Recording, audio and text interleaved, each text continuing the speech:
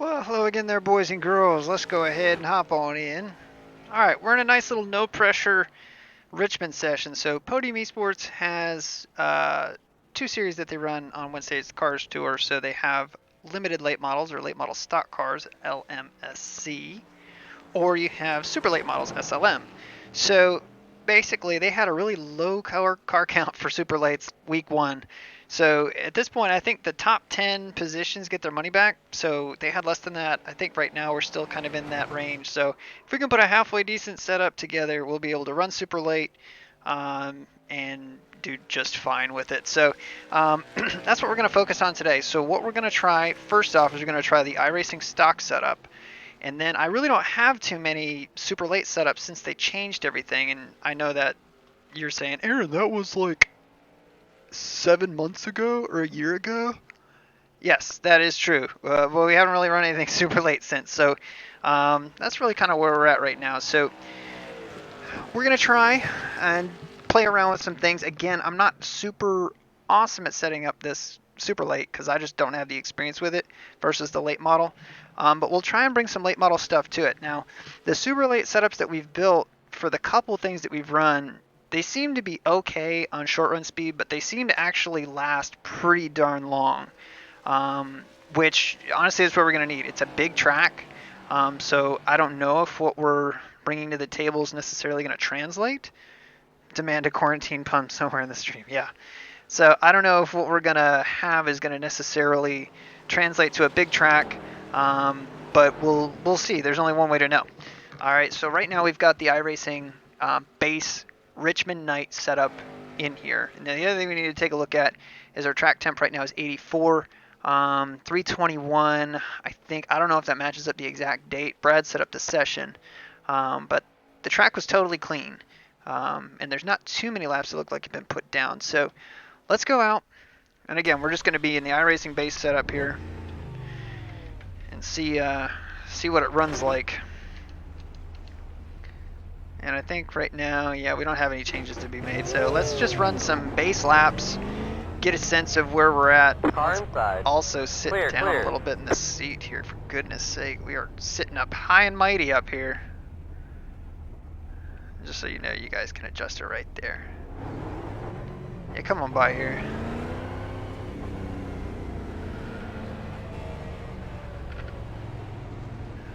Alright, let's go back to the relative. Yeah, well, we're just practicing, so we'll need the luck as far as just finding a decent set more than anything. But where the car's going to struggle more than anything is probably into the corner and through center. It's a little snug, but you can get it to turn on throttle.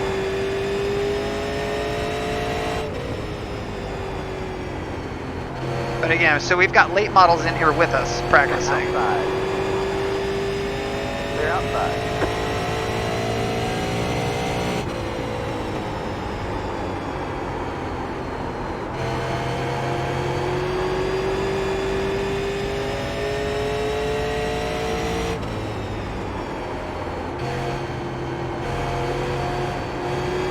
It's a little bit, it's kind of steer tight, like hit the throttle, it'll turn, but it's not wanting to turn.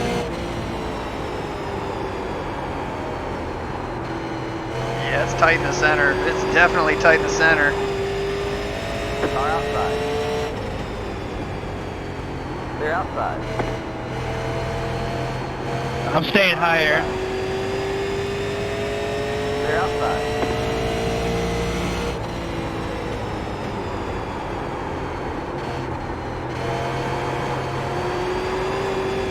Yeah, it's definitely loose on exit, but honestly, that's not a bad thing to have at Richmond. Because it means, I mean, you want it to be a little bit loose at the beginning of this run. Otherwise, you're just going to be killer tight the whole way. It's not a dual class, it's just practice. I mean, basically, the late models are on a fixed setup. So those guys are trying to work that setup as best as they can. And I told Brad, I said, rather than running two different sessions, why don't we just put them together? I don't feel like we'll have a ton of cars here. Again, Richmond, you kind of let it roll, stick to that yellow line. But really, we just need to do something to free up the center of the corner.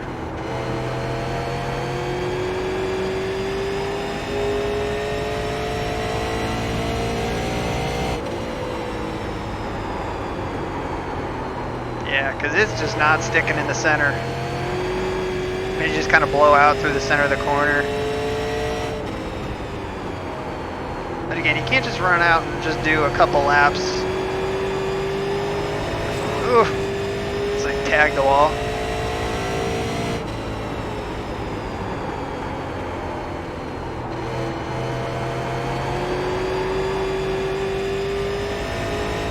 But what we want is we want to know kind of what our tire wear looks like here.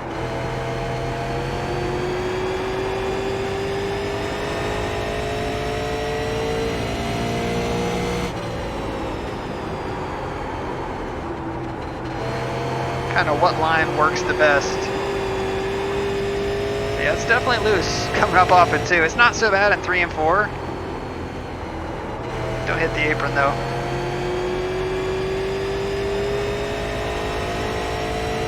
Yeah. That's what we're gonna try and do. We're gonna try and find a good recipe here.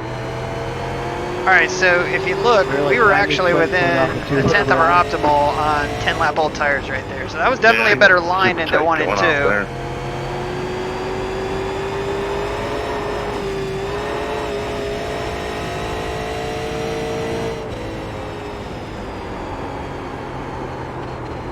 But again, setup building is so tough, you know, just because you don't know. It's like, well, I can do this or I can try that. And honestly, in terms of like well-built super late model setups, what I have is I have the VRS setup for Richmond, or sorry, for Five Flags, and I have the setup that Mike Seal built for Five Flags, which that thing is a laser beam around Five Flags. So unfortunately, Mike's got weeks, a month into that setup, so I can't share that with you guys. But what we'll do is we're gonna try and just make some tweaks after we run some laps with this, which I think we'll probably run maybe a couple more. And then after that, we'll jump in and we'll try. I just want to run the Five Flag setup and see if it feels any different, if it feels any better. And we'll take a look at what the differences are. Obviously, the track's not exactly the same. The gearing's going to be way different. But the banking is relatively similar. It's a little bit steeper here, and the corners are longer here. There's less bumps here than there are at Five Flags, but honestly, I think that the setup might translate pretty darn well.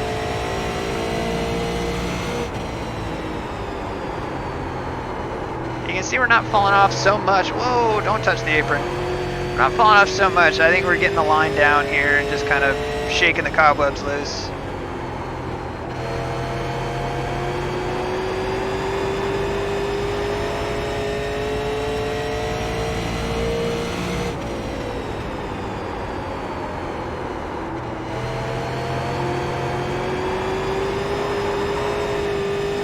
Alright, let's go ahead and bring it in here.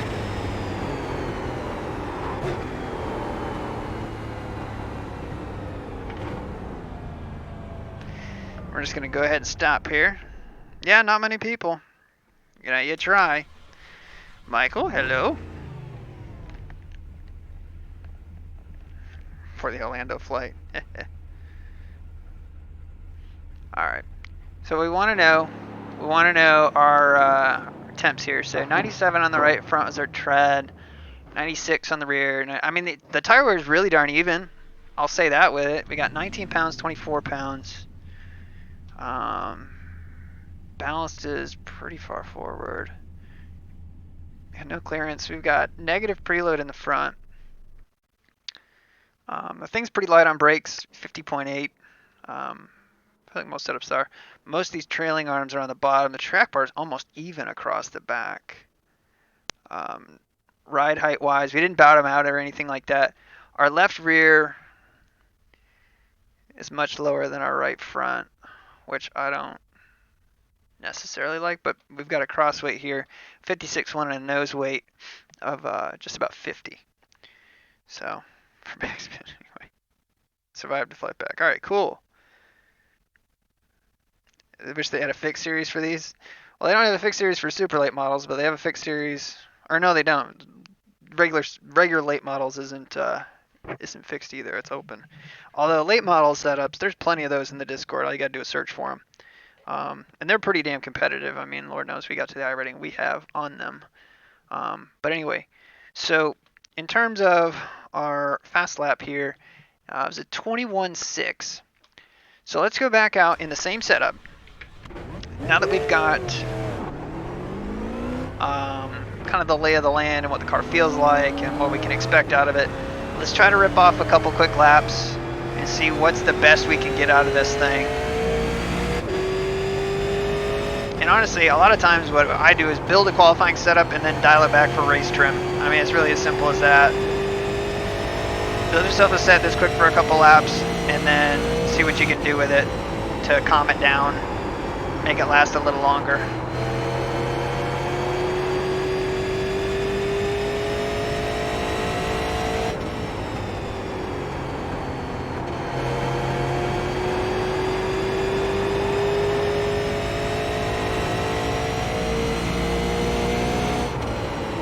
This is why we went back out.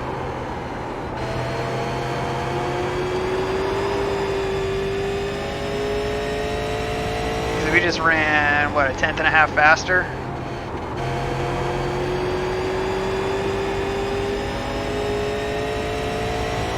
Yeah, ran a 494. Versus if we would have run out, made changes on some other setup, and been like, oh man, we were so much faster. It's like, no, no, no. Ugh. No, you got to be able to get what you can get out of a setup first, and I think we still probably have a half a tenth on the table here. Yeah, when they split. What is the base setup they give you in an open setup race? I mean, they give you a base setup to work with, you know, just so you can practice around and just see. It's the iRacing setup, so I mean, there's nothing to it. Just go in, click iRacing setups, and load in the set you want. Alright, so 487 is our optimal. I think we can get down into a low 4. I don't think we can get to a 3, but...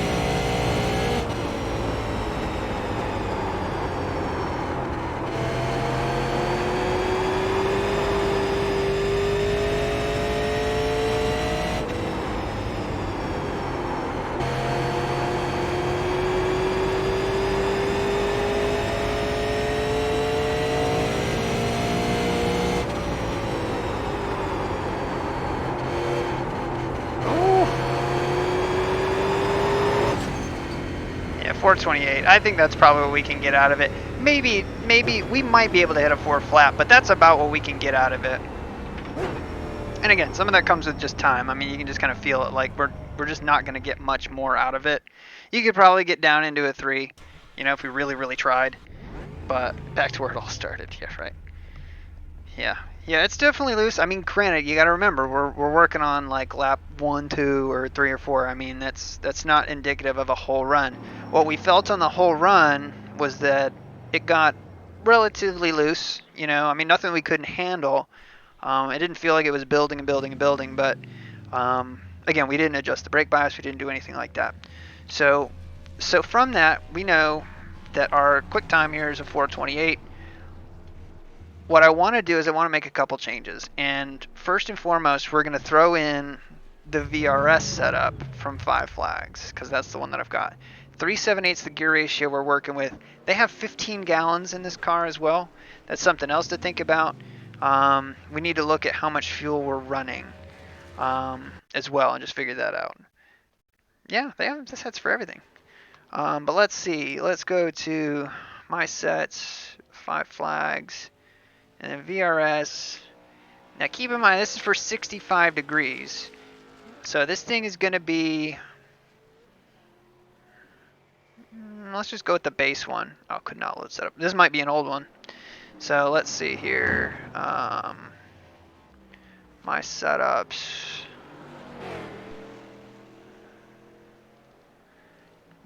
But the other thing is it could just be a plain old late model setup. All right, well, let's do this then.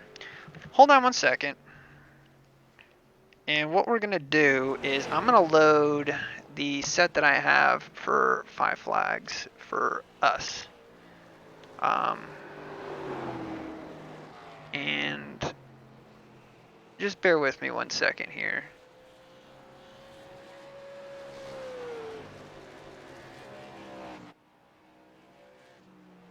As I'm trying to like look through the setup and just see. This one's got max fuel.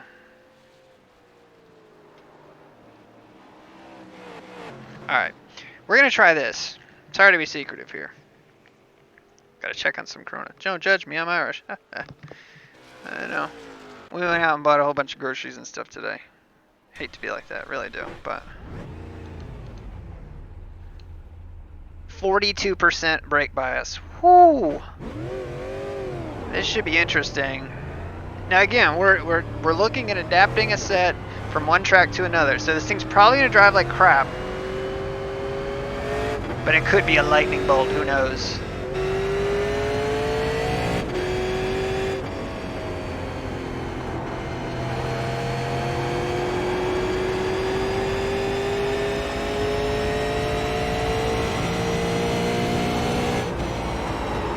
Oh god, this thing is nasty on brakes. We need a little bit more brake in here. 42% brake is not going to cut it.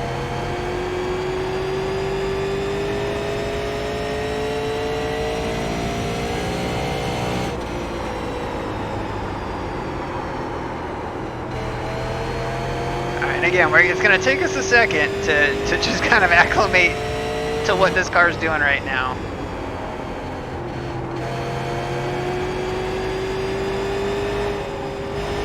It's definitely tighter coming up off the corners. It's definitely looser on brakes. So the turn-in's really good.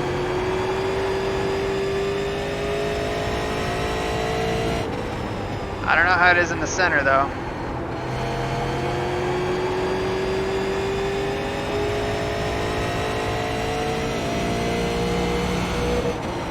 The other thing is we're not hitting the chip at all. And honestly, we need to be, because you're going to get less and less of a run out of 3 and 4. So we need to adjust the gearing number 1.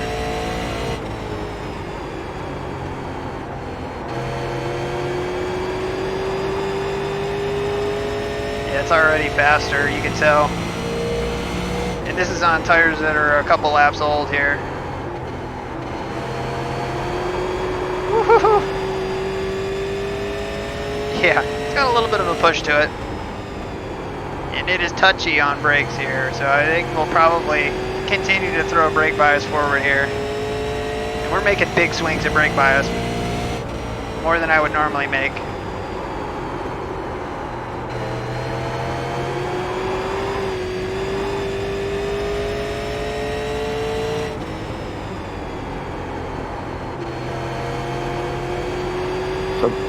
Things really good at 3 and 4. I'm going to get too much TV time tomorrow night. So the thing feels really good in 3 and 4. 1 and 2, we just gotta kind of practice what we got here.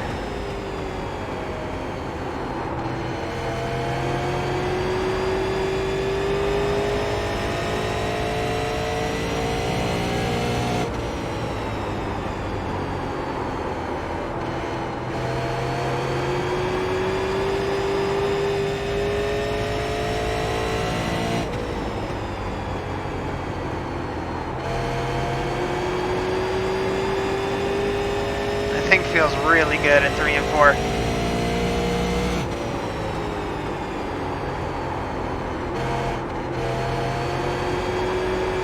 Woo!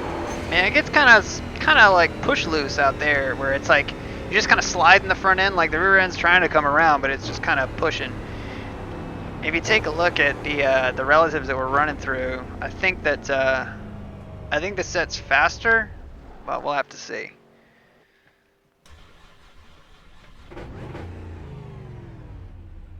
Yeah. Well, unfortunately it's not dirt, But the thing is the thing kind of like lets go when you come off the throttle, you know, which isn't bad. You know, we're kind of used to that in the late model setups that we built for just normal late models.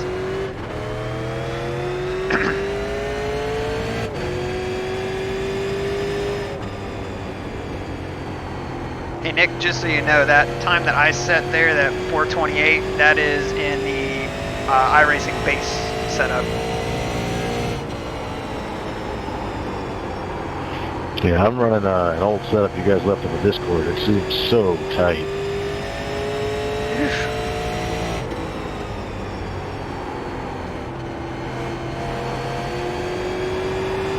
Can't be tighter than this one.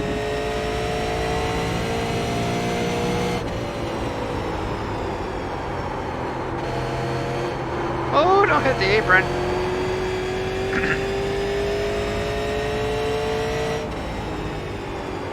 Yeah, I just can't get back to the gas in this thing. It just pushes.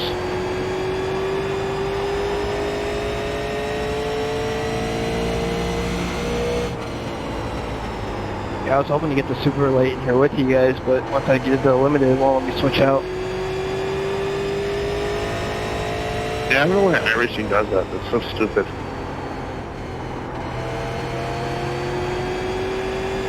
Yeah, I didn't know either. If I would know, I would have just used the super right away.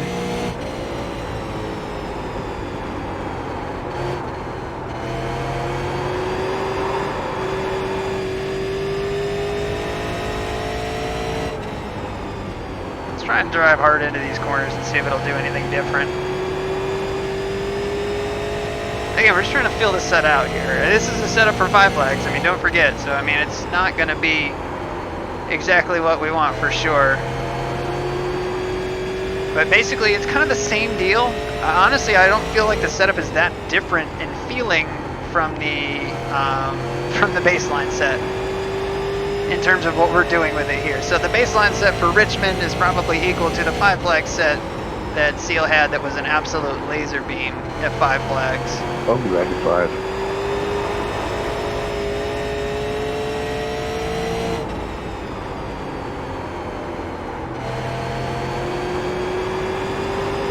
You're an admin anyways, Aaron. You need me, but I'll be back at 5. Alright, 10-4. Alright, so let's do this. Since the set feels... Sorry, I was holding down the mic streaming.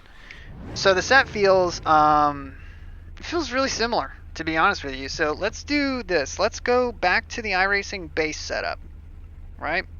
So hold on one second. Let's get out of here. All right, let me get to the garage and we'll load the base set back in.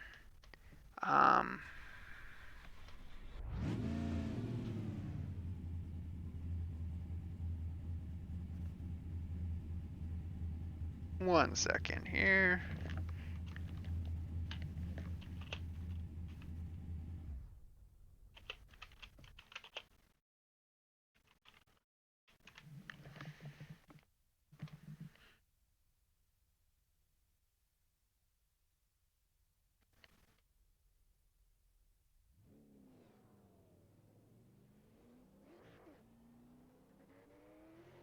All right, and then let me get the Richmond setup back in here.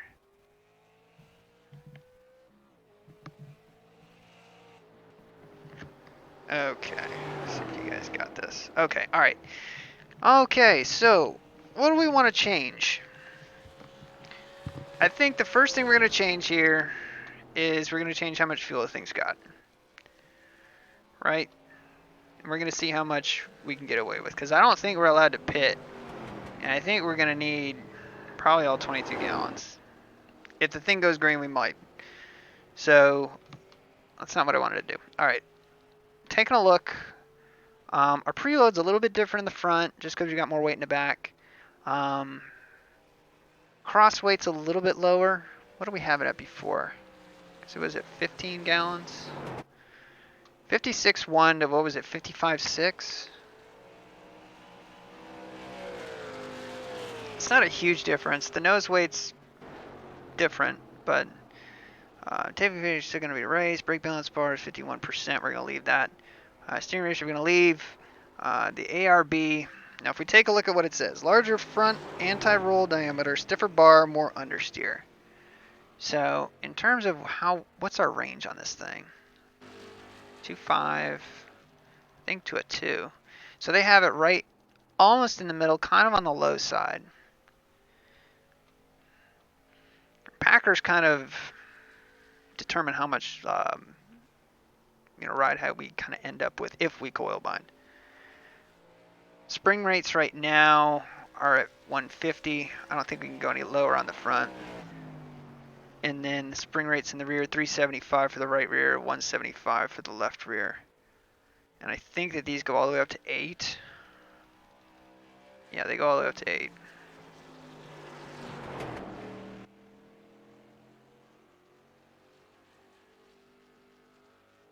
Okay. Front toe, we've just got one toe in on both. And then trucks are on the bottom. And the bumps and everything look pretty just kind of medium, you know.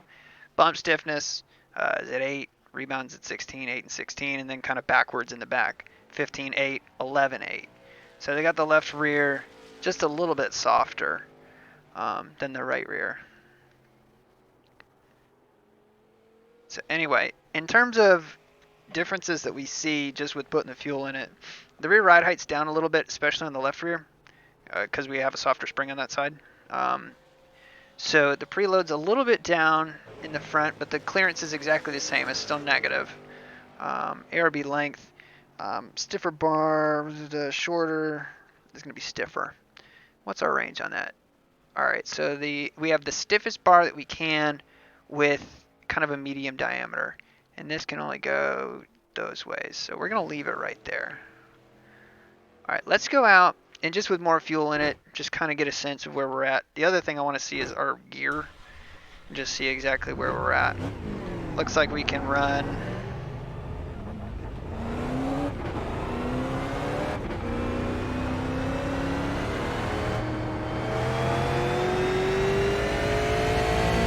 about 100 laps or so would be my guess in terms of fueling.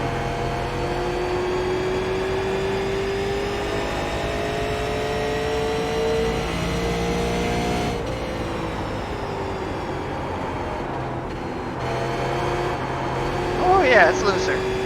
It's looser with fuel in it. I mean, think about it. And we put 7 gallons in the back, and that's, what, 7 pounds per gallon? So that's 70 more pounds we got on the ass end of this car. It makes a big difference, especially on the stopwatch. So that's another thing to think about.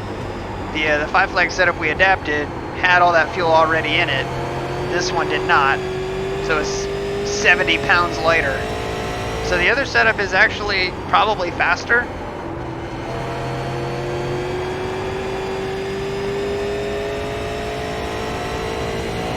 But I want to see how much fuel we're using across 10 laps here, just so we can get a good kind of gauge here. So we'll take a look at our fuel across the line. We'll run 10 laps, and then we'll kind of see where we're at. It's definitely loose on throttle, that's for sure. So we're at 21.2.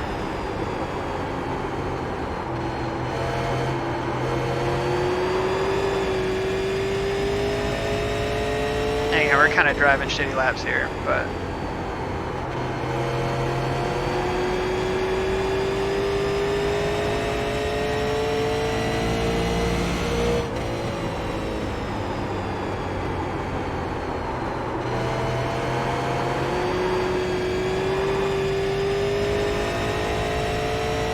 again, the way that I drive Richmond is just to try to be really light on the brakes and kind of glide it down into the center of the corner.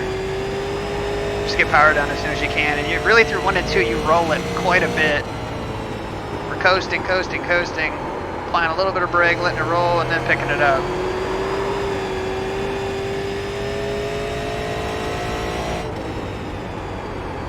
I lost track of what the fuel was that we said.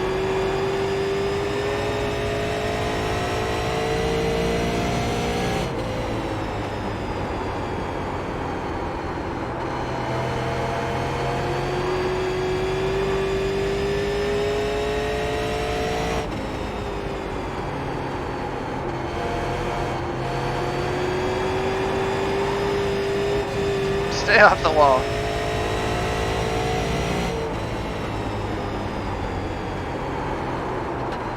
I think we're using like 0.2 a lap.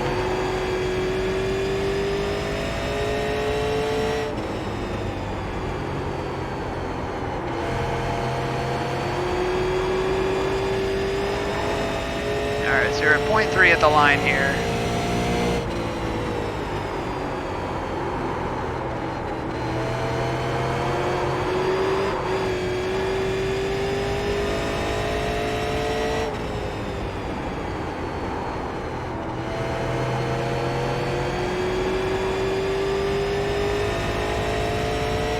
Yeah, it's about 0.2 a lap. And honestly, what I would say is I want the car chassis balance-wise to be looser. I want it to be less loose on throttle. I mean, if you figure we can make it looser on the chassis and then just tighten it up on throttle. So whether that be stagger or air pressure or something like that, and just basically adjust the chassis a little bit to loosen it up through the center and out, because we're gonna have to take some of that loose on throttle out. You got to leave some of it in though, because I mean with Richmond you have to be able to turn out of these corners, otherwise you're gonna die.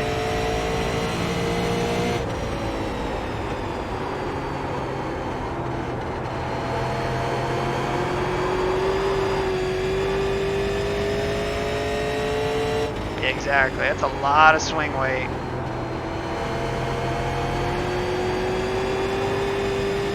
Like I said, it doesn't feel bad. And I'll be honest with you, a lot of the times I've tried to improve setups and stuff for the the super late model, I end up running basically exactly the same speed as the base setup, maybe a couple tenths quicker. It's never like night and day versus like the late model setups, which are just outrageously tight. You can't do anything with them.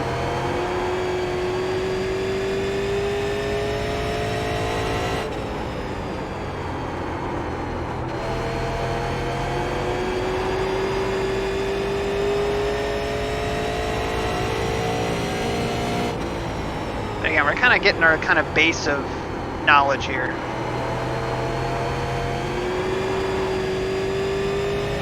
Alright, so we put 12 down on this setup here with just adding the fuel. That's all we've done. And again, to build the setups the right way, you do kind of one thing at a time after you kind of figure like, yeah, this is where we want to be.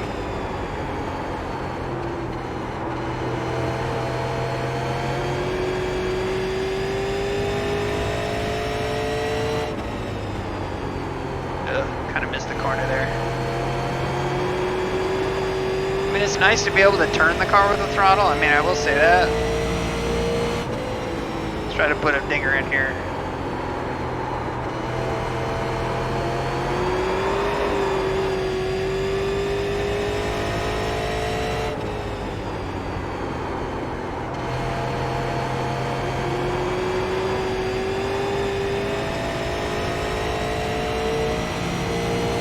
I mean, we've fallen off quite a bit for just 5 laps, or for 10 laps anyway, 15 laps.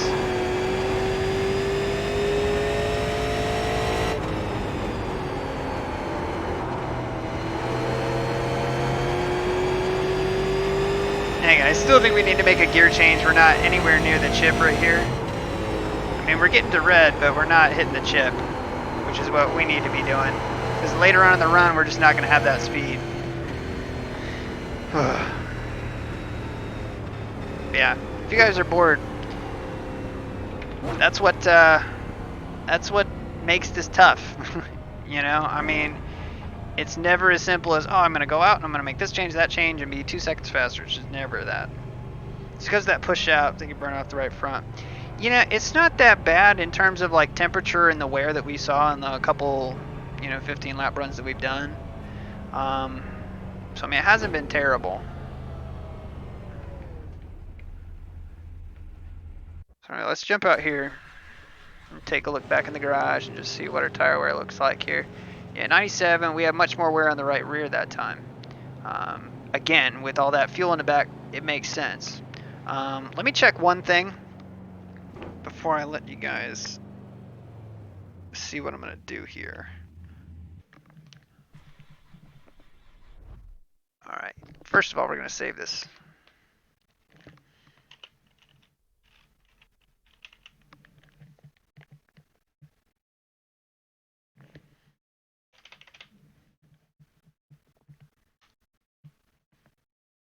And then I want to see what tire pressures we had on the other setup.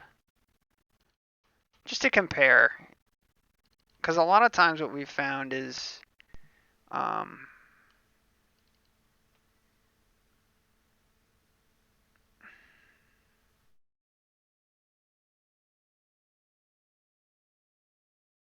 lot of times what we found is that the pressures don't necessarily change. Okay.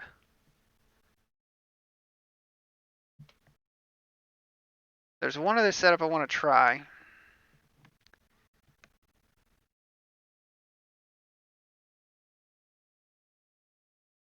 And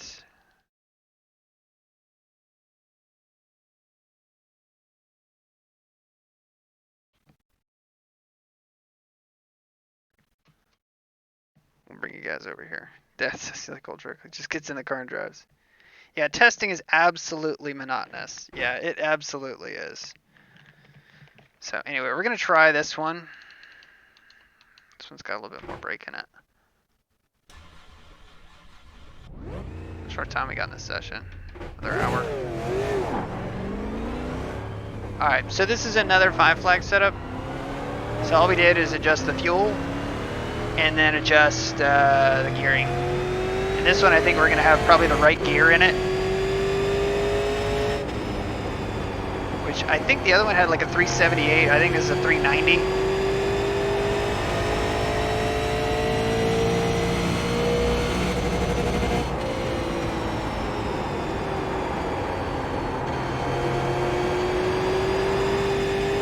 Oh yeah. Oh, this is way better. Way more stable.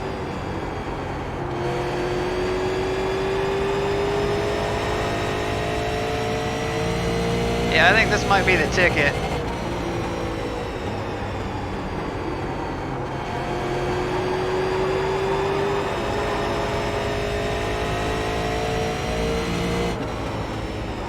It is sketchy on brakes though, let me tell you. Alright, let's add a little bit more brake to the front here. Put it up to 46.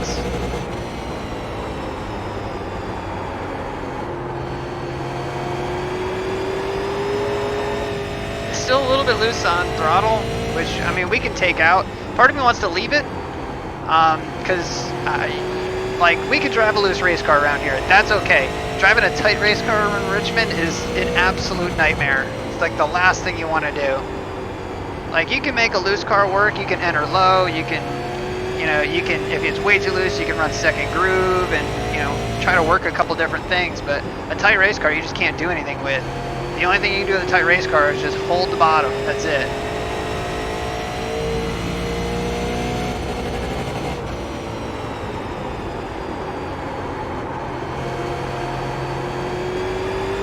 We just can't get back to the gas, and it's costing us.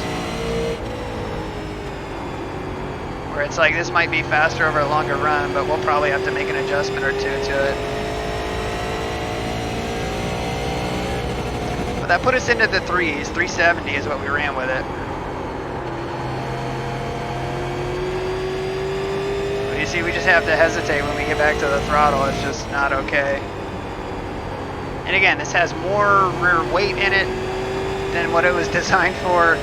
A lot of different things are different with this set, so I mean, we're asking it to do things it wasn't intended to do.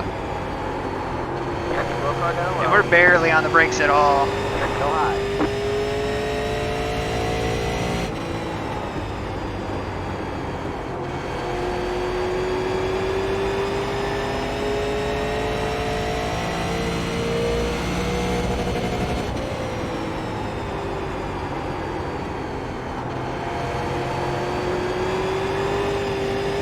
But it's that transition under the banking right there that really is kind of messing it up. And I don't know, I mean, part of me feels like it doesn't need that much of a change, you know? Like, we might be able to get away with a tire pressure adjustment, or we might be able to get away with a shock adjustment. I don't think it needs anything huge. Because honestly, it drives a lot like the sets that I build, where it just kind of floats down into the center of the corner. It's almost sliding.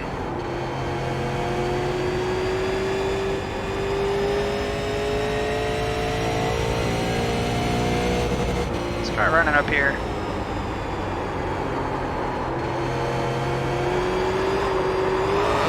Okay. It didn't bite and run down the hill like I wanted, but that's okay.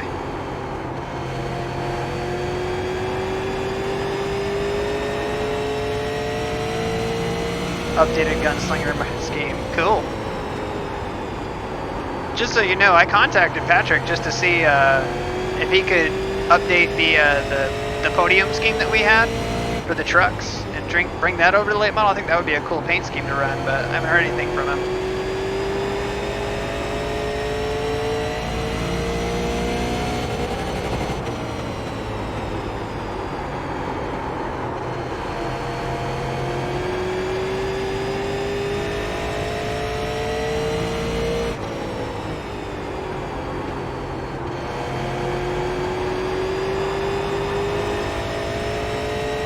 If we put the wig to it, I mean, it'll still run 6s, right? Yeah, this is 639. Oh man, we pushed that a little bit wide there.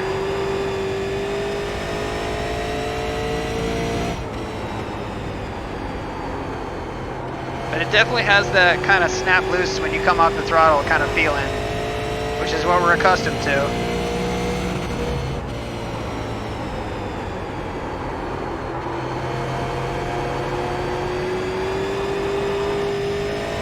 So long as we can keep the car turning, I think that that's going to be our best bet. And they may run away from us in the long run, they might. But I'd much rather have it, because it's not becoming undrivable. I mean, I'll put it to you that way. At no point in the 15 laps that we've done has it become undrivable. So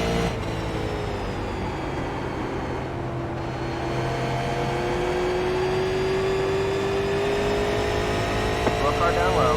Car stopped ahead.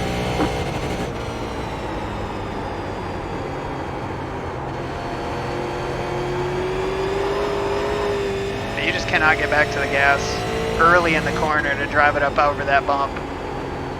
You hit that bump and it starts to go sideways. It's much more well behaved in 3 and 4 than it is in 1 and 2.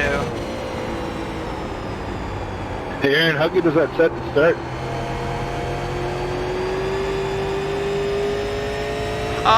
Super late model coming through. I mean, basically what I've got in the car right now is seals set up, so I'm streaming trying to hide it, but I just changed the fuel and changed the gear. That's all I've done to it. Parker Brookfield, you're gonna get run over. You gotta fight for it, Aaron. I'm not giving it to you. Alright, you can have it. Goodbye. Clear. Parker's our teammate. That's a teammate!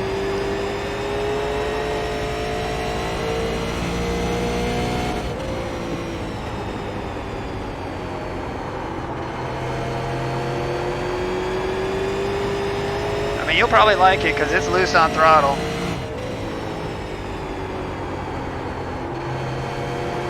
Oh baby. But it's not bad. Like, I've run it for like 15, 18 laps, and it's not getting out of control. It's just consistently throttle loose. It's worse in 2 than it is in 4. Like, 4 drives really nice. Coming out of 2, it's a little hairy. In my experience with those cars, you gotta set them up a little snug and they come to you. Who am I? I don't run those all that much.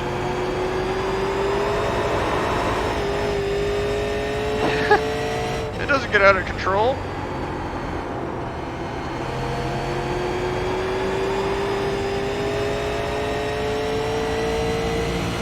Car outside.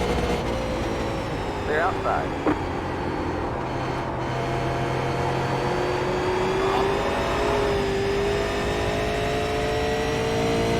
gonna be a handful, but I mean, we've kind of experienced that like most cars that are handfuls are pretty quick. Let's try to put down a couple consistent laps here rather than just trying to sling this thing around the track. Let's pretend we're chasing somebody. Yeah, I think it is just too loose. It's building a little bit looser and a little bit looser. So I think we could probably do something to just tighten it up just a hair. But in terms of what I'm going to do, I'm going to throw our setup at it. And by that I mean I'm going to throw what I know to the base model set and see if we can beat Seal's set that he didn't intend for this track.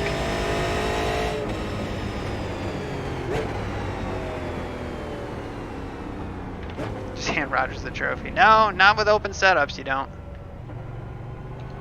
Alright, so that was, I think, another 15 laps. 370 is what we got. Put it back in the left rear or take it out. I don't know what that's supposed to prove. Alright. Let me hide this from you guys here for a second. Tire wear on that roll. Hold on one second. I want to see how many laps we did. So that was actually 18 laps. So that was actually 18 laps. Tire wear was 97 on the front, 95 on the rear. Yeah, all that stuff looks really good. Hard to argue with that. Hard to argue with that. Personal version home group. Yeah, there you go. I know, everybody's having to do something. Makes it perfect. Take one out, leave it in. You could do either one. It's perfect either way. Alright. So let's do this. So we're going to save. Randy says great job on hiding the setup there, Aaron. Yeah. I'm doing my best. Well, we can't actually talk to him because we're in the garage. Alright, so we're going to save Plus, you this said you as. fart in your sleep. Oh my god. Alright.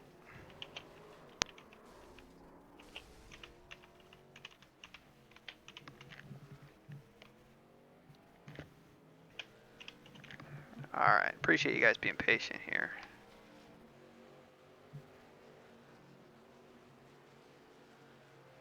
Alright, so let's get the iRacing setup for Richmond back out. And we'll take a swing at it and see what it feels like. Alright, can you guys see me here? Yes, you can. Okay. Alright, so in terms of what I think that we should do. Number one, we're going to bring these tire pressures on the right side down. 24 is just way too much, I feel like. So we're going to bring these down to 22. And we're going to run the left front down at 17 and 18.5. Again, I'm just pulling these numbers out of the air more than anything. I just think that 24 is way too high. I want to have a gap, and I want to have the left front lower than all the other ones. So let's just do it at 17.5, 18.5, 22, 22. I think that'll be fine. So we're going to apply that. We're going to come back here. We're going to put all the fuel in it that we need. And I think 390 was the thing that we wanted. Yeah, 390 seemed to be a better gear, in my personal opinion anyway. But again, that's quite a bit of changes that we made right there. We didn't do anything to the ride heights or anything like that. We just adjusted tire pressures. But you see the ride heights are now different because we don't have so much pressure in the tires. So our cross weight's about the same as the one change that we made. And then the lengths are about the same. The preload in the front's about 13. Race tape, all that other stuff is exactly the same. Let's go out and see what this feels like. And then we'll come back in and we'll see what we want to change with it. So first of all, we're going to save this setup as... We're going to save over with this. And this is going to be V2. Alright, we're going to be done. We're going to go out. We're going to see what we can do with it. Yeah, we're just working setups right now, Zimmy. Because we're going to run podium super late tomorrow. I think it's tomorrow. Yes, tomorrow. And so, for those of you who are just watching, maybe you didn't catch this on the podium broadcast, but they are giving away 10 tickets for 2, or pit passes, or I can't remember exactly what they are, but passes of some sort to Richmond for the winner of the late model as well as the super late model. So, oh man, this thing is so much tighter than the other set. It's going to take a second to figure this thing out. But again, with the lower pressures, it's probably going to be a little bit quicker on the short run, I would imagine. Again, it feels like a dream through 3 and 4. We didn't even do anything there. But with the more fuel in it, it's still tight in center. It is real tight in center. And loose off. So it's about the same as what we thought. Yeah, the turn in on it is not nearly what Seal's setup is. So it's going to take us a second to just get recalibrated to this. And then we'll kind of make swings from there. But yeah, it's definitely tight in the center. And then it's loose off. So it's real tight. And then it's loose on throttle, which works well in 3 and 4, but not so much in 1 and 2.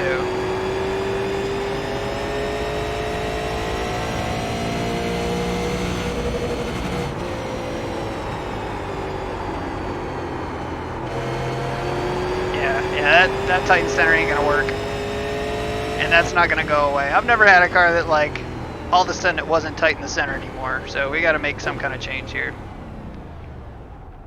Tickets to an empty track and no drivers or fans, yeah. Lower pressure will be slower short run. Maybe. I mean, I say that. I mean, Lou knows. But in terms of what I want here, 375. We want to loosen this car up on entry a little bit. So we can do that a couple different ways. So the balance forward is going to be more understeer. And that's really only going to affect us on our, I want to say our turn in. I feel like we need to do something with this anti-roll bar here.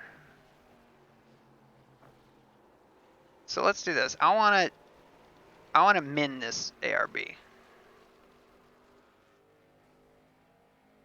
Actually, you know what? I don't want to do that yet. I don't want to do that yet. What I want to do is I want to get these ride heights correct. And I want to mess with these and see if we can level this car out and see if it does anything different. So we've got all this set right now. We're going to detach the sway bar and apply. And the reason we want to do that is so when we do this, it doesn't affect this side, like drastically. So we're going to go down on this side. Where are we at? We're at 66. So we're going to go 1, 2, 3, 4, 5, 6. We're going to go up the other one. 1, 2, 3, 4, 5, 6. Why did it go up? Oh, we didn't mean to do that. So we have shot deflection.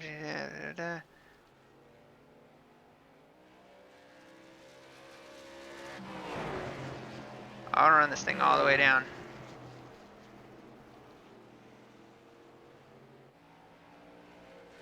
Well, I want to let me lower that. Ah, stupid car. I hate it. So, alright, well, let's try this. Let's run this side all the way down.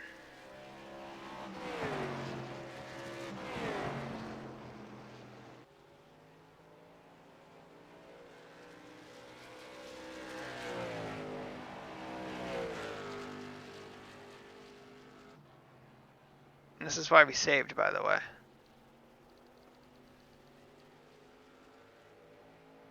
Oh, God, we did all that and oh jeez, that's all it made the difference of. Okay. Alright. Let's go back to my setups. No, we don't want that. Get out of my sight. Let's go back to this and let's do what we normally do here, which is max out the camber, max out the caster.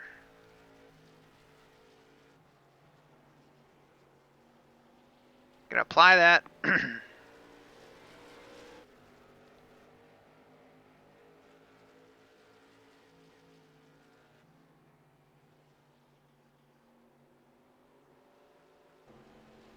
7.9. I'll take that. Unless your cold pressures are where you want your car to be. Tire pressures are a bit higher to get the car ride height where I want it. Yeah.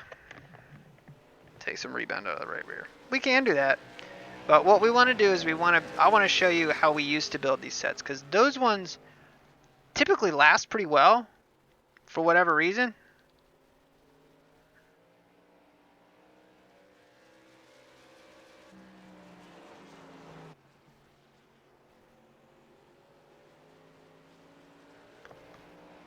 And the ride heights are basically the same.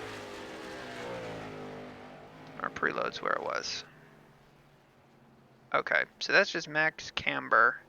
The other thing that's going to get us to the center of the corner is the caster, which I know this is going to yell at me.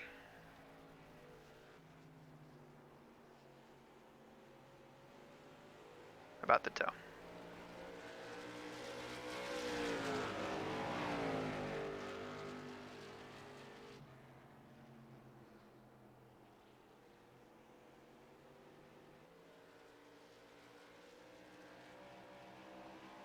Alright, let's see what we can do on that. Can we get any more camber out of this thing now?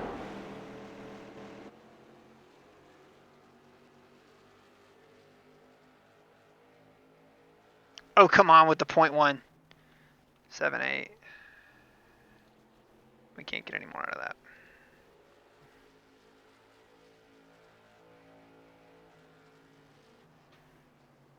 Want to go negative? I think they were both at negative before, so we'll do that. But anyway, we're gonna leave that as it is right now. We'll go run out of thing. Yeah, exactly. Just pop wheelies and whatever. And again, let me reiterate one thing, which is don't set up a car in iRacing like you do in real life, because that won't get you anywhere. The iRacing world is totally different. God, this thing's got so much freaking caster in it. Wheels already cocked left.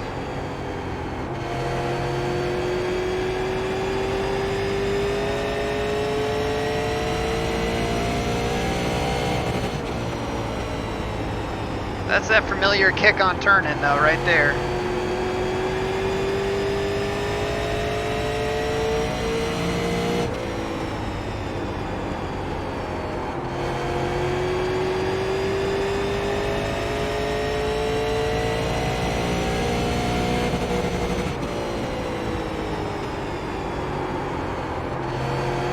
Still a little tight on center. Still a little loose off. But the turn-in is much, much better with all that caster and camber, as it should be. Center's a little bit better. Still not great.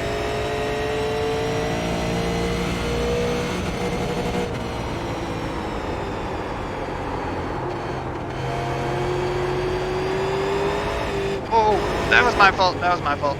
That was my fault. Yeah, max camber and Casper.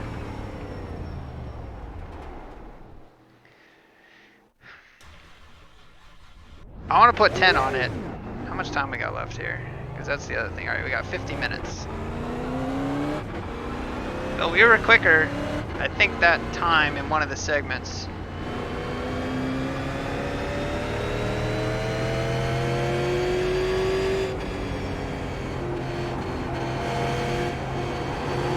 Yeah, compared to what we used to do, I mean, it's still pretty lazy in terms of center of the corner, and that's what I like so much about loose sets, man. They are just killers through the center of the corner, and this thing bites. It is as well. Car outside. Clear.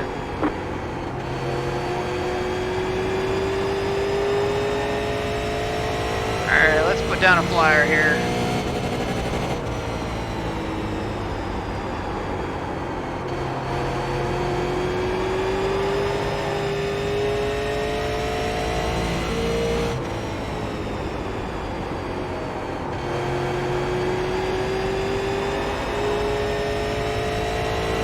Pretty darn close.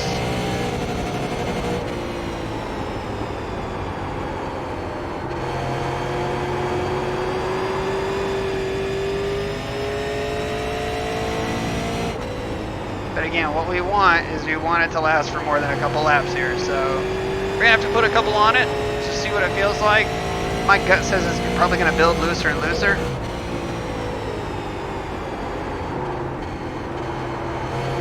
Parker's going to try and wreck him. Car outside. Keep low. Clear outside.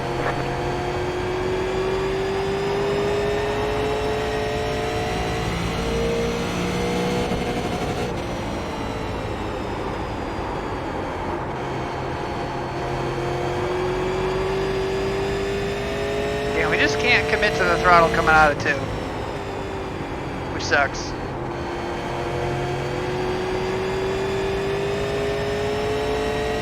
We just want to give it a run here and see what we want. The other thing we're going to do is actually back that brake bias down there a little bit. Get it to turn in a little bit more comparatively. Granted, we're not on the brakes very hard, so it's not a huge difference.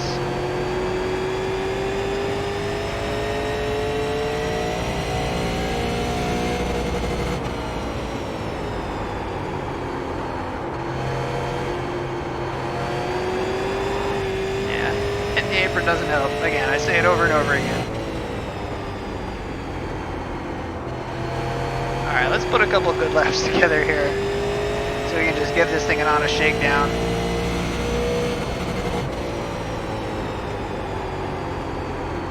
Like I said, it gets to the center just perfect, and then you get to right there and it starts to get loose. Right as you start to climb out of the corner, that's where it gets loose. 3 and 4 is pretty good. It's still a little bit tight in center, but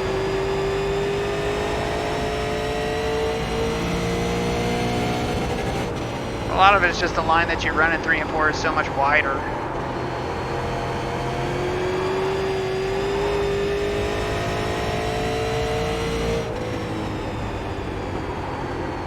Right around that line.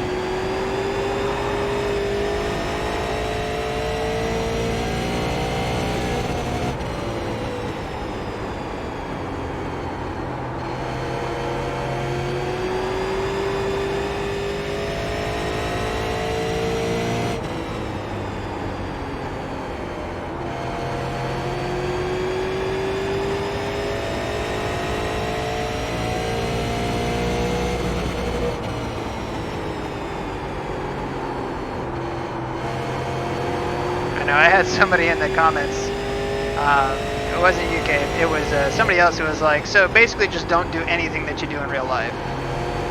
And I say, yeah. I mean, if you ran max camber, max caster, you'd be losing your mind, like just burning through tires.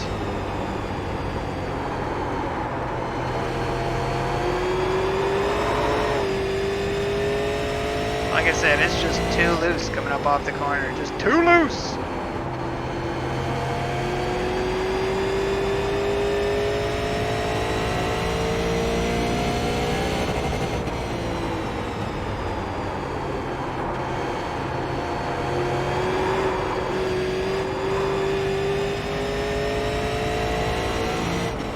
We'll give it 5 more here. What sucks is it feels pretty damn good in 3 and 4. It's just, I keep saying it, 1 and 2 is just, like it's good through here. Well, that time we just overdrove it, but just coming up off the corner, we just can't do it.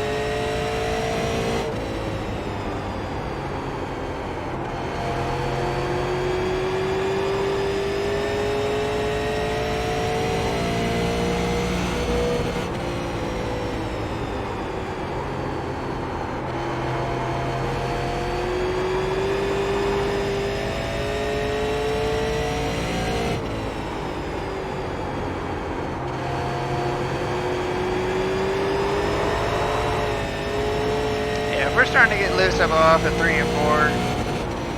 Yeah, that's just too loose. I think I've had enough. So if we do something on the right rear, if we add spring to the right rear, like Lou is suggesting, which I don't think is a bad idea, we're gonna have to do something in terms of either tire pressure or stagger to help get this thing to not be crazy on throttle, which I think probably a click on the spring And then probably 2 clicks of stagger maybe. You want to click the front stagger.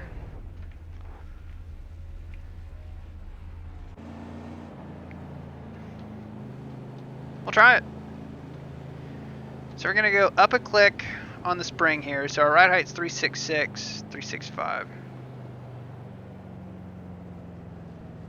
What did I just do? I clicked the wrong thing.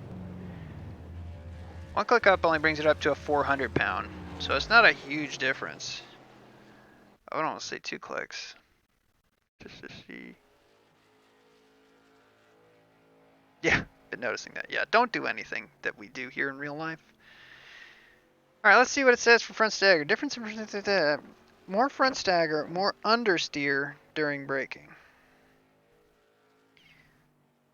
I feel like that's going to fix our center, but that's not going to fix our exit. That says I'm an idiot. I don't know the vocabulary. That's wrong. So front stagger, more understeer during braking would give you front stagger. So you're saying take that away? It won't feel that way. So you're saying to go down on a click of stagger or up on a click of stagger? Let's see what Lou says. And for those of you who don't know, because Lou's not as, I would say, prevalent in the Discord and in the iRacing and all that stuff, just because Lou's a busy dude.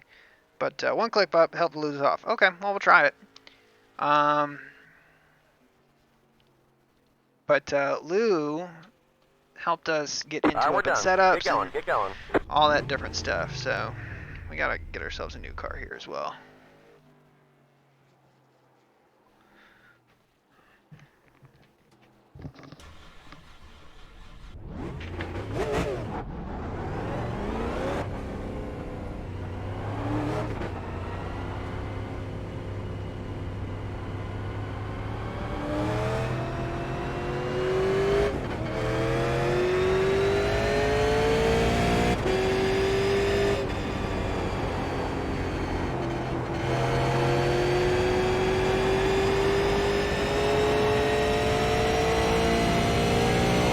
Let's see what she's got.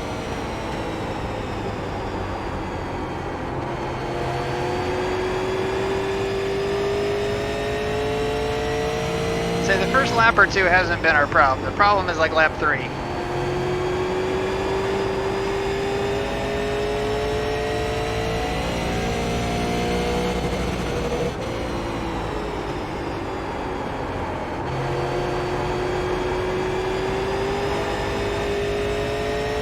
That was kind of a different line through 1 and 2 there. Not on purpose, we just got it a little too hot.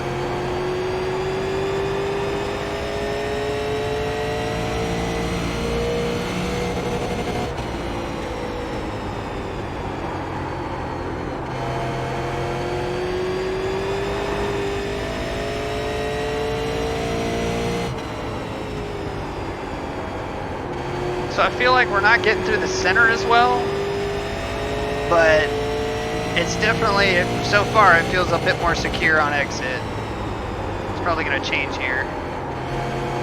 But it's almost tight. It's almost tight on entry. Well, not entry, but kind of that early center. Still feels okay at 3 and 4.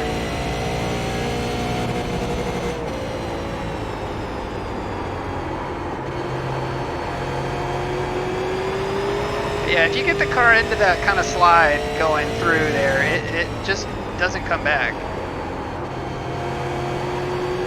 And a lot of it is, it's hard to explain unless you kind of drive it for yourself, you know, in the sim. But Richmond's got this weird little spot in the track right here where there's a lot more banking here than there is even a 1.5 foot up that way, up to the right. And if you hook around that, that's what makes you fast through the exit of that corner. But overall, the car doesn't really feel too different, other than maybe a little bit snugger on brake and center.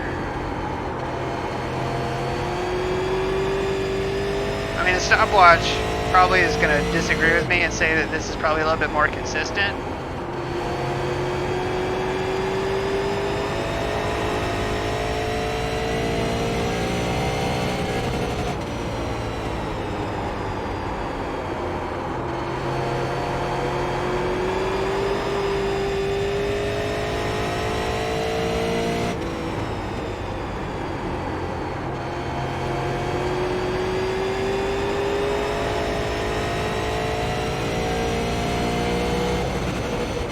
Outside.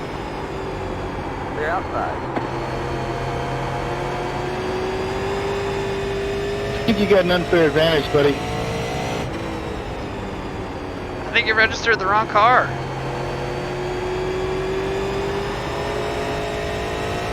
That's a possibility. Lou wants to take a poke at something else. Say we'll save this for sure. It's like a V3 because it's not a bad move. I mean that's the thing. It's not a bad move. I'd say it's almost lateral. But this is what's so dangerous about building setups where it's like, okay, we went down this road, now we can backtrack 5 setups and kind of explore down that branch of what we were doing. But really the difference is we're getting into the corner basically the same speed every corner. The difference is how quick we can apply the throttle. That's where we're losing that 10th. So if you watch when we go through here into 1 and 2, we get through here, we're maybe a half a tenth slower. Right here, that's where we lose it. Lose a 10th right there.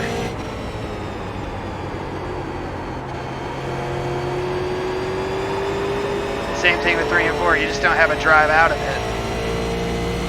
Which, I mean, that's kind of Richmond. I mean, you're not going to really fix that per se, but it's so noticeable. And I don't know how much I want to fix it, because if you fix it too much, tighten it up too much, I mean, it's going to be a long night because you're going to be tight. V3B. That helps so much getting everything up and going again, yeah? That's right. That's interesting that they would do that for you, considering how many people work where you work, you know? I can fix that.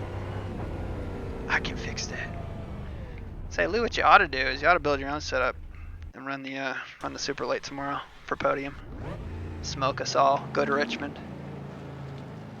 Alright, so we're going to go to garage. We're going to save as V2. Well, whatever. We'll save this one as V3B, just because.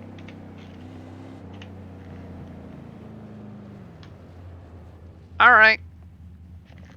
So again, I think personally what I want to do. So bad at this. Getting smoked and everything. Yeah.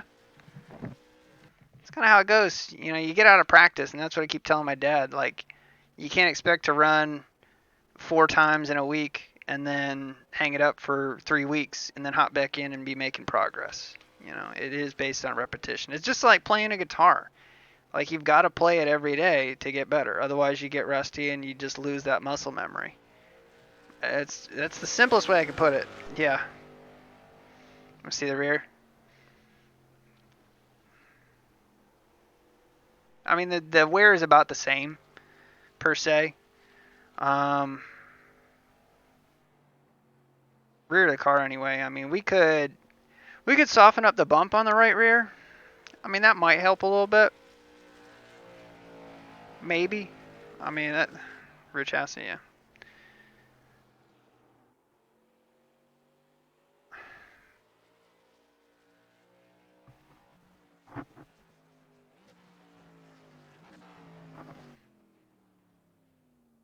I want to max out both the bump and the rebound.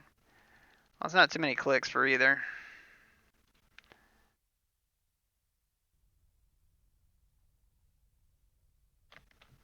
I'll try it. I don't think it's going to make a difference. But who knows? What do I know? Because I think really all that's going to do is make it looser.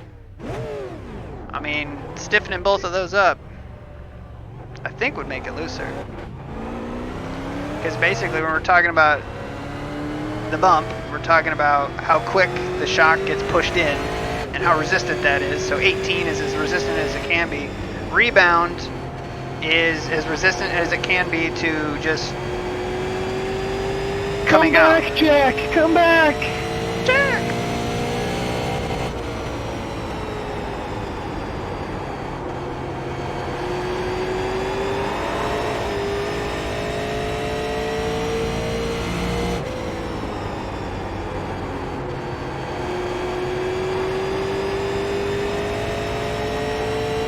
Again, it sticks for a Changing lap. motors there. It sticks for a lap, and then you get to lap 2, 3, and it starts to go away because that rear grip just goes.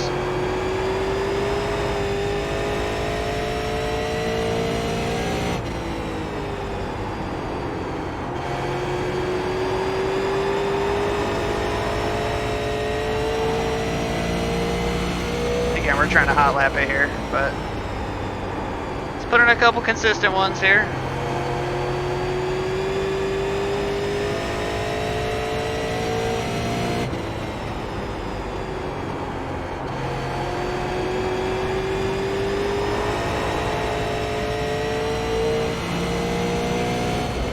Like, we shouldn't be drifting the tires on like lap 2 coming out of the corners.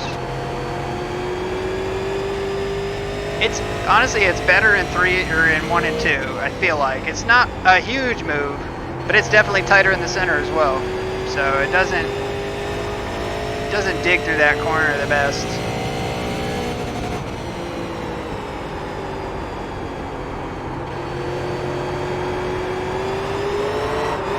Yeah, there it is. I think a lot of it is just the line that you run. I mean, Richmond is very line sensitive. We know that.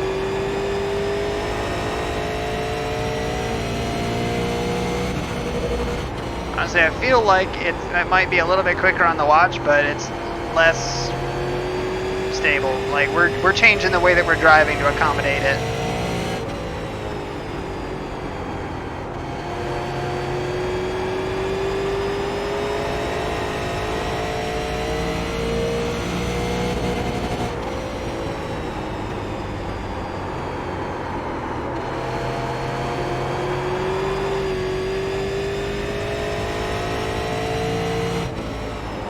Let me read this here. Stability in the rear and max power back. Yeah, that's true.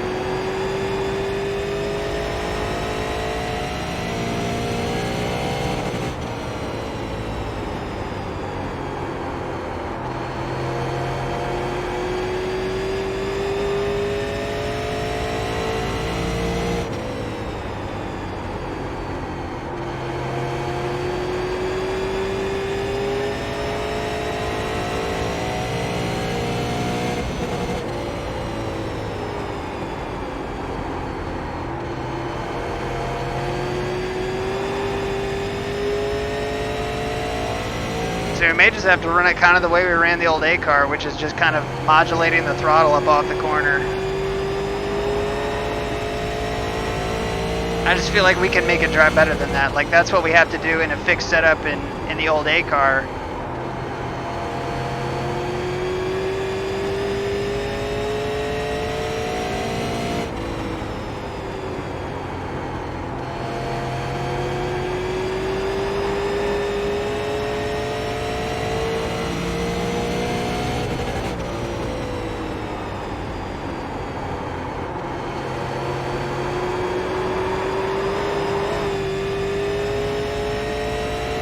Like I said, it's just loose. It's just loose.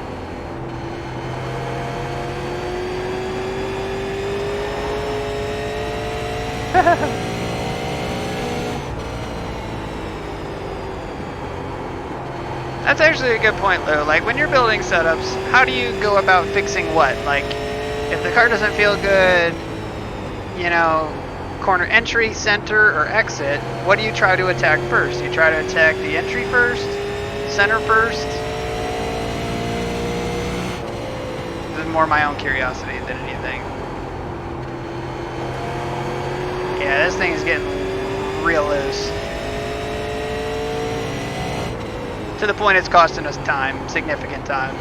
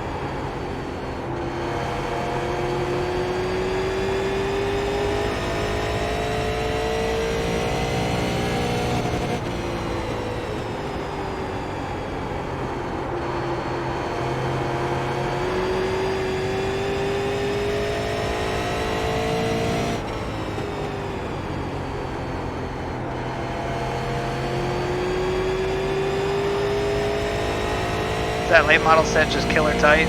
Outside. Clear. Ah, garbage.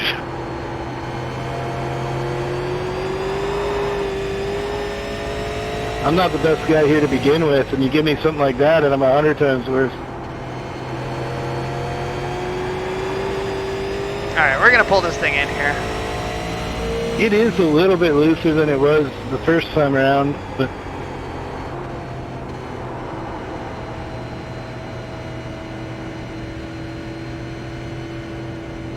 you can loosen it up, but it's going to be a price.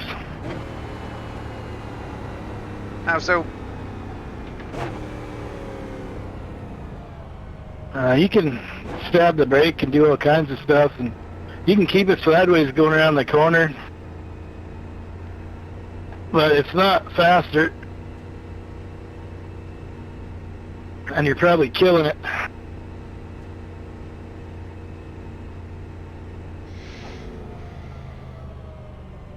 Oh, because I didn't move the track bar like you said.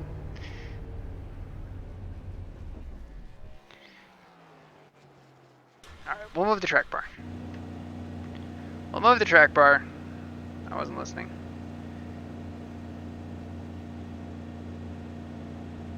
Just move them both up to 10, or what do you... 10 right side track bar. 10 on the right side track bar, though. Wouldn't that loosen us up off?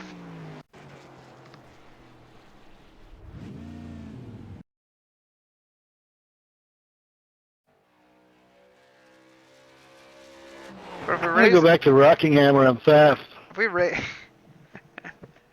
raise the right track bar, correct me if I'm wrong, it's gonna make us looser coming up off the corner. Yeah, okay. We're just dialing in the center. I mean, it doesn't feel too bad in the center right now. I mean, it's really not all that bad.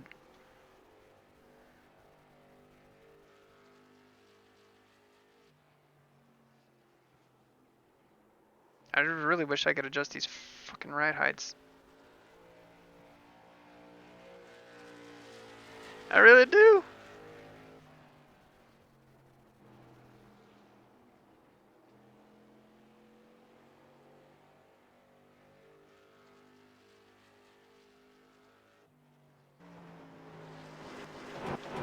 Alright, I'll put 5 laps on this. I think that's all I'm going to do. Because the other thing, too, is we are running out of time. We got 25 minutes to get a winning split. A winning set. We got to beat Christian Peterson. I mean, what's on the line is tickets to Richmond. But what's also on the line is if you win, you get to talk to Pike. I've only gotten to talk to Pike once. Life goals, man. Oh yeah, it is, it is looser.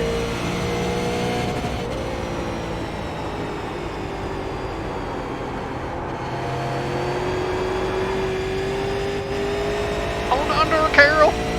Look out.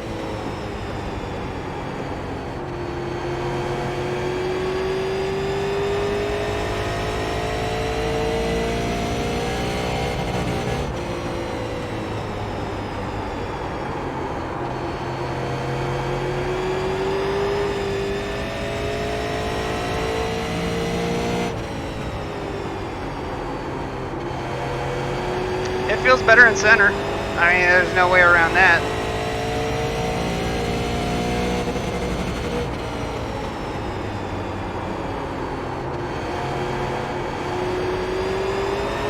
But it is way loose. Yeah, I would say I'm not against that adjustment. And honestly, 7 and 775 looks wrong on the track bar to me anyway. That's just way too close to level in terms of like what a normal fast setup should be. I'll tell you what I want to do. I want to take a click of stagger out of the right rear. That's what I want to do.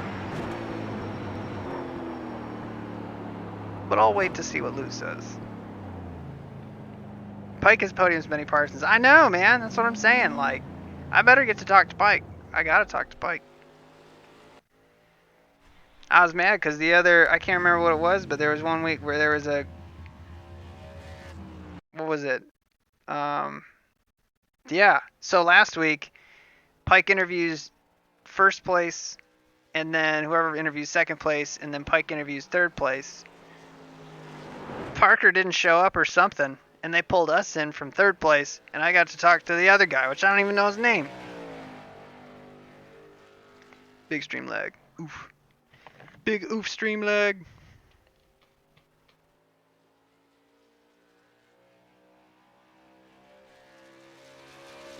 Yeah, we're still good. We still good. 1 pound on your front spring. 1 click.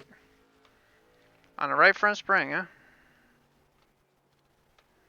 The other thing is these shock spring rates, which I don't really know. The shock spring is a small horizontal coil around that keeps the shock from bottoming.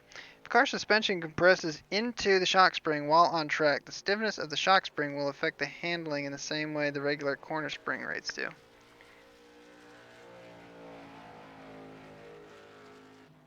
Yeah, I get it.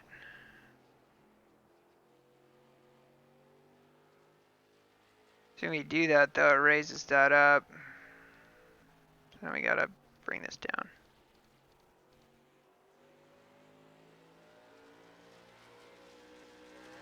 And our preload's about the same as it was.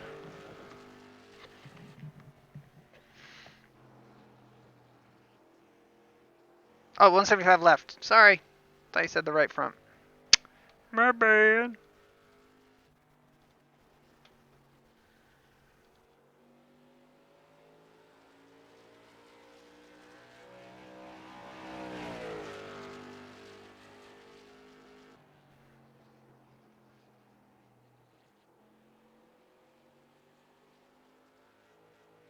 How do you get all this preload out if there's nothing there? You know what I mean? Like, the preload should be 0, right? If there, you know what I mean?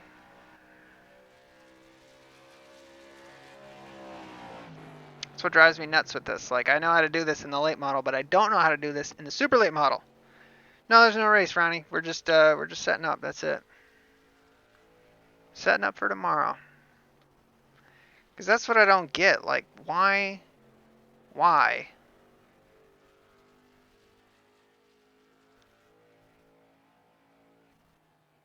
Do we have negative preload in this thing? This is why I need Mason right now. Go down your rear end. Okay.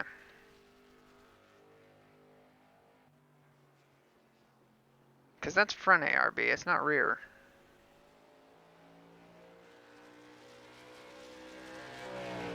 Shock deflection is exactly the same on these two.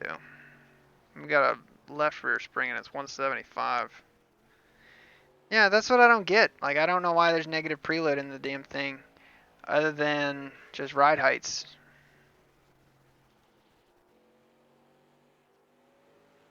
Because if we move that,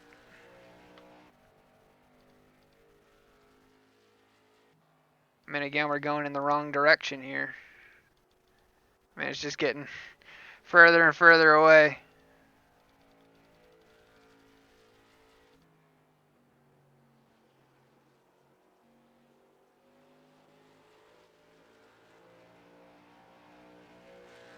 The only other thing we could do is really run that thing up.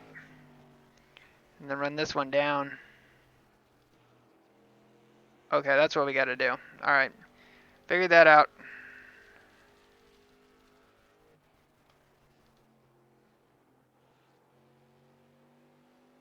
Figured that out. Okay. Well, we want this to be... Okay, I'm good with that. Good with that.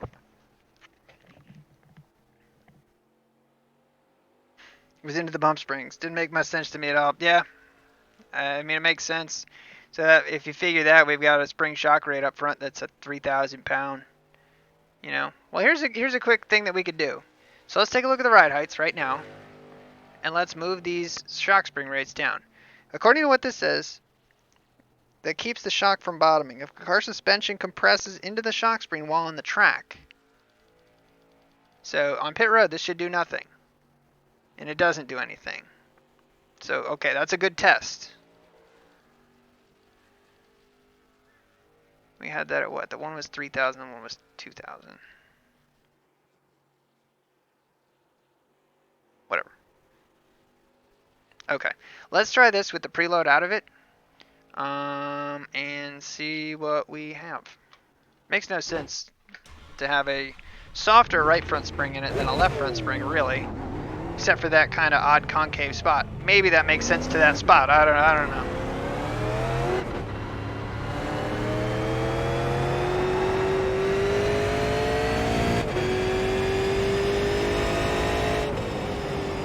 But again, we still got all this track bar in the back of it.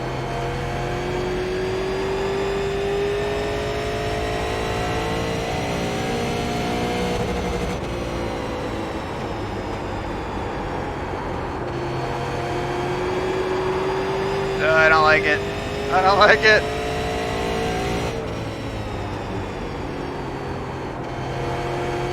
It does this weird thing. Well, we'll give it a couple more laps and see if it changes.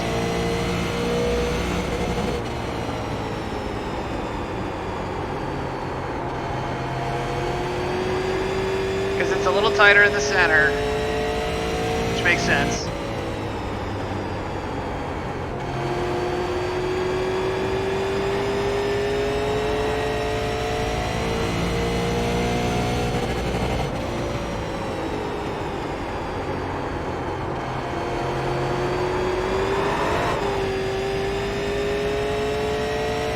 That was a bust. I'm telling you, it's so weird. And honestly, one thing I'm gonna try before Lou tells me to do something. So, what we're gonna do first of all, I'm gonna take that out because that did not feel good. That felt bad.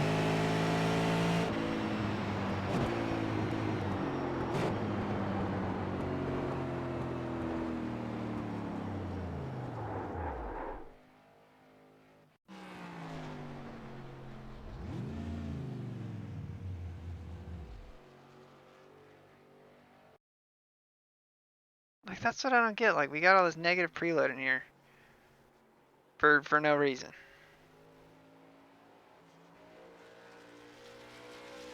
Yeah, do things that don't make sense.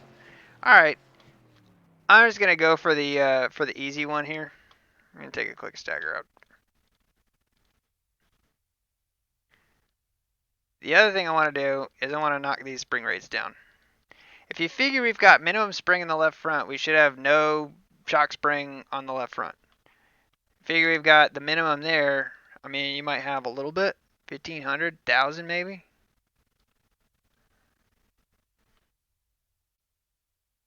We're not bottoming out anywhere, so we can take some of these packers out. Set it to 1.5, 1.25.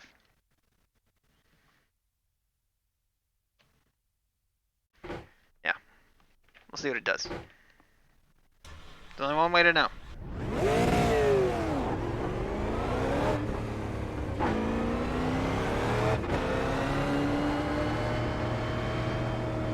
It's gonna mess with your travel through the Packers.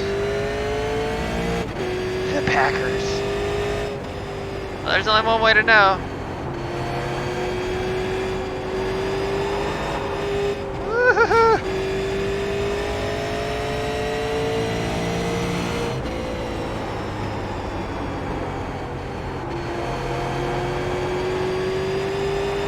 And honestly, I mean, I don't know how much sense it makes to mess with the front suspension considering the thing turns in pretty well. It's really just the exit that we're struggling with.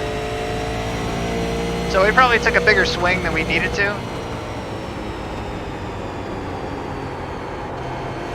Yeah, it's definitely tighter in center and it's still loose off. And I know we're running similar time to what we did before, but it's not fixing the problem. We took the one thing out, but you know, thinking about this is not smart. This is not smart. Gunslinger or A51 Pro? I'd say Gunslinger would keep it copacetic. I want to undo what we just did. So here's what we're gonna do. No, we're not gonna save that. We're gonna go to V3B. And what I'm going to do is I'm going to take the click a stagger out. I'm going to apply that. The other change that we made, because that's all as it should be. The other change we made was the bump, which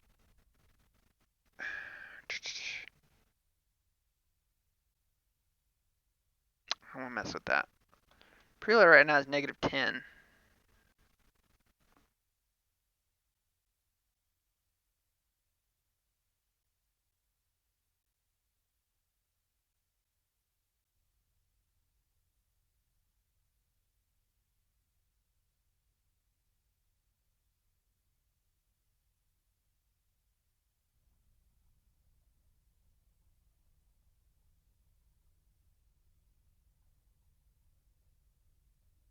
I'm just watching this preload move around. That's all I'm looking at. It's just so strange. I really wish I knew what it was doing. Yeah. Well, messing around with a super late model is definitely more of a do what we say, not what we do kind of thing. Yeah, we're just not great with it. That's really what it comes down to. But anyway, I want to do this, and then I want to run kind of a camber thrust setup that we did. How much more forward can we move this? We can move it a lot forward, actually. Let's run this, see what it can do.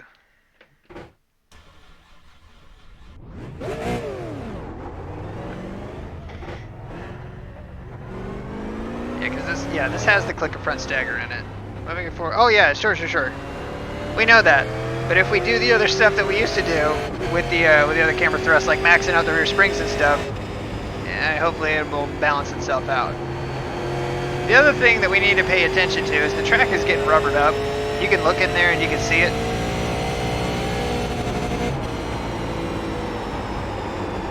Oh man, we overdrove it. Overdrove it.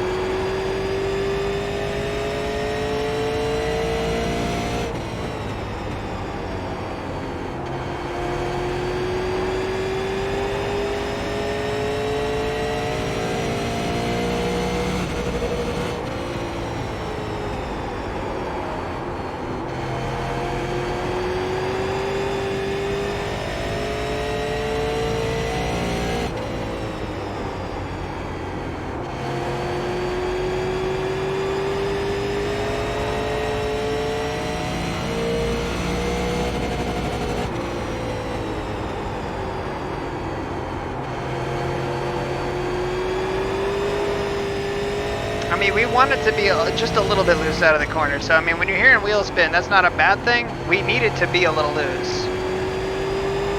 And we're okay with that.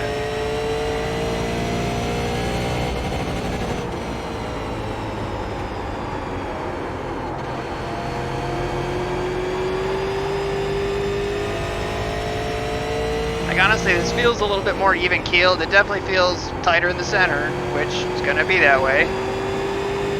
I almost feel like we need to take out another click and go up on the track bar just to calm it down on throttle, but still keep it loose on chassis.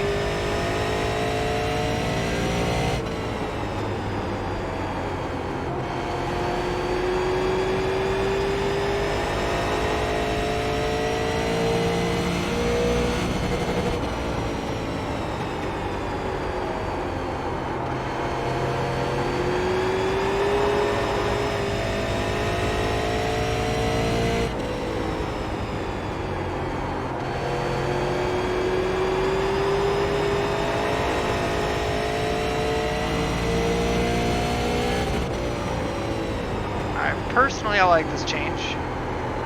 That's just me, though.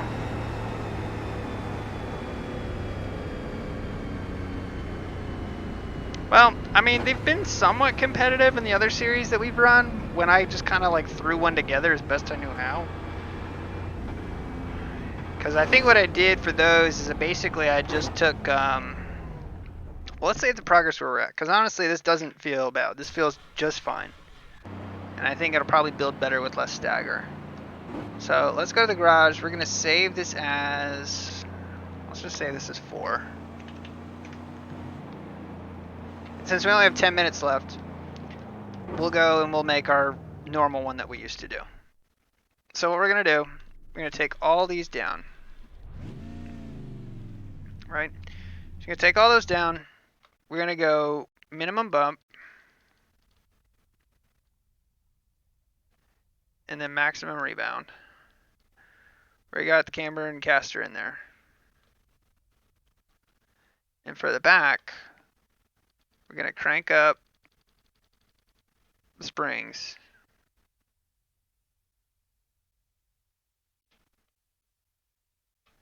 Then we're going to have to adjust these ride heights because it's too high. We're not even making contact.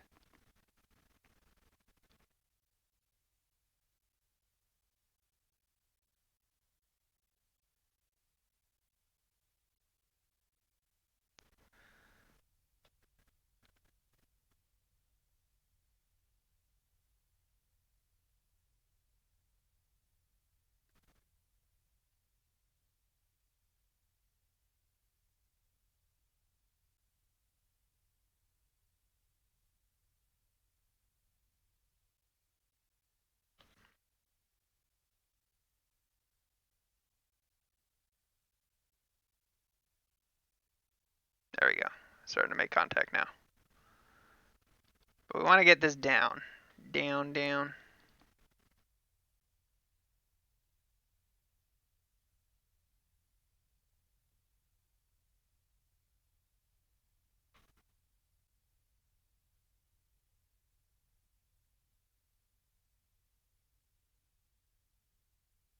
And we gotta look at this preload here too.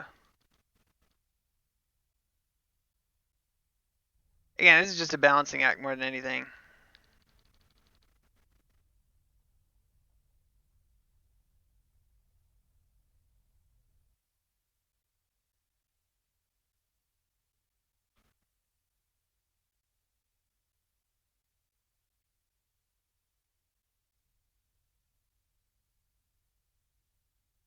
Aaron Rodgers, you still here?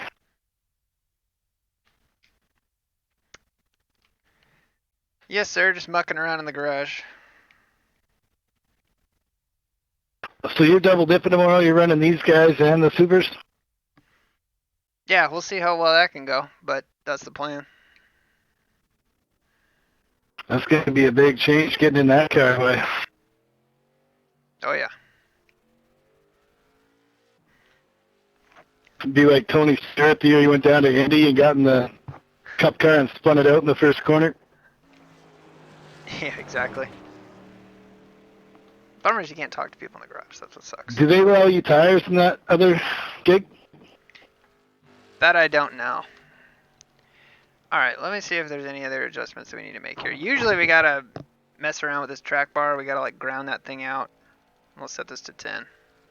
If you, are you still streaming? Yes, sir. Yeah, so you can't communicate from the garage, which is absolute crap.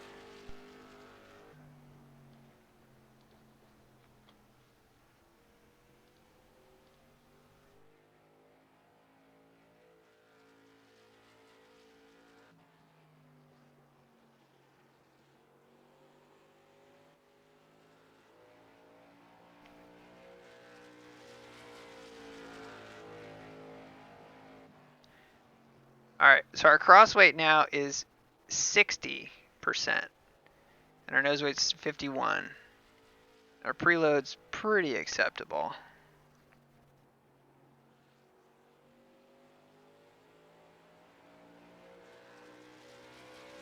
I'm fine with that. Negative 2.5. I'll take that. I will take that. Move your clearance. What clearance?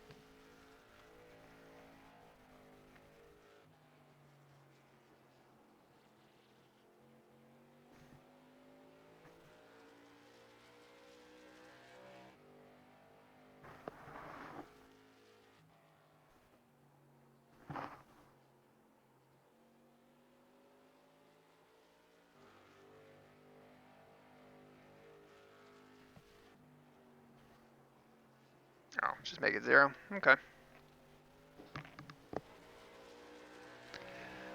Alright, let's take this out, see what it does. Any bets that it's loose is all get out on entry.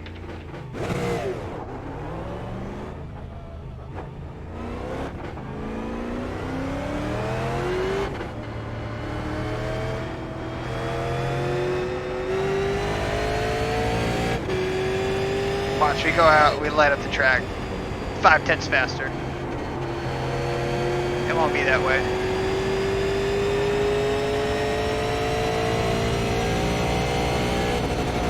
Now keep in mind, we have not maxed out the track bar, which is what this thing wants. Yeah, it's real tight in the center.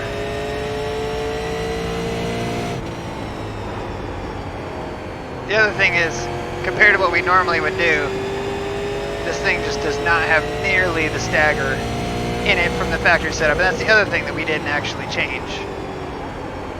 Yeah, so this is just killer tight. So that is not going to work, but we can make it work.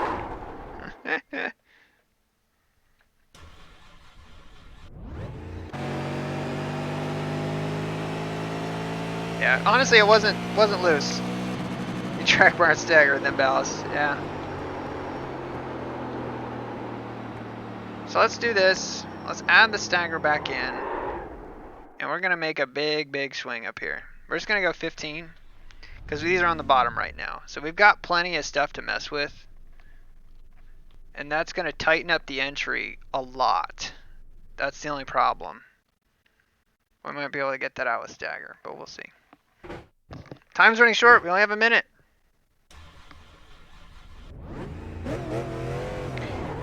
Honestly, Thomas, no. And here's why. So we want to keep the gearing a little bit long because it's going to help with wheel spin out of the corners, number one. And number two, as we wear the tires, the car's going to slow down. So we're not going to be into the limiter near that much once we actually get into the race. Now you could probably run a different setup on qualifying.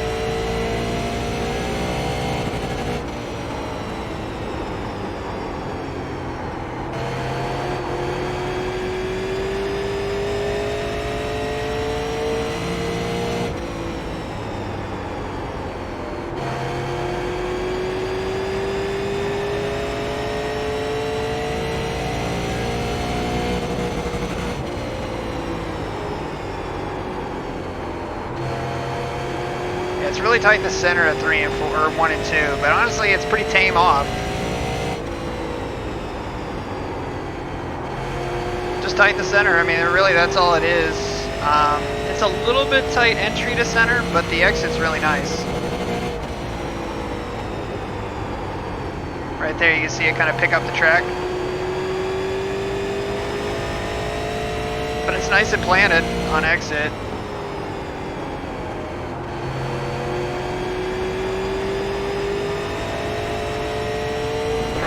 Over. Let me see if we can move the brake bias way back to do anything with it.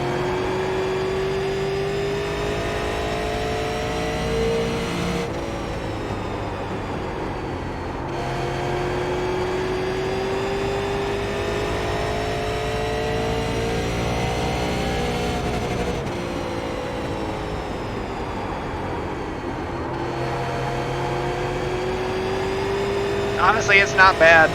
I'm gonna be honest. It really isn't bad.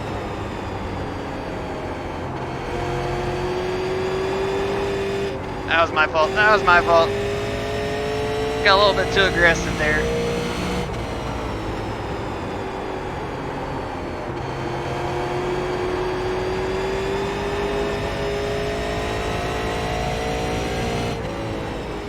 Honestly, I think our set that we built isn't bad. I mean, it's just as fast, and again, this is what we ran into. The stock setups aren't that much slower than what you can go, I feel like. And that's my, I want to say, complaint. Now, when we get our doors blown off tomorrow, it's super late, then maybe you guys can come at me and say, hey, Aaron, you don't know what the hell they're talking about. Which, hey, at least I got the courage to throw my hat in the ring. That's going to do it for us, guys. We're out of time, unfortunately. Out of time. But what we will do is we're going to go here. We're going to go save as.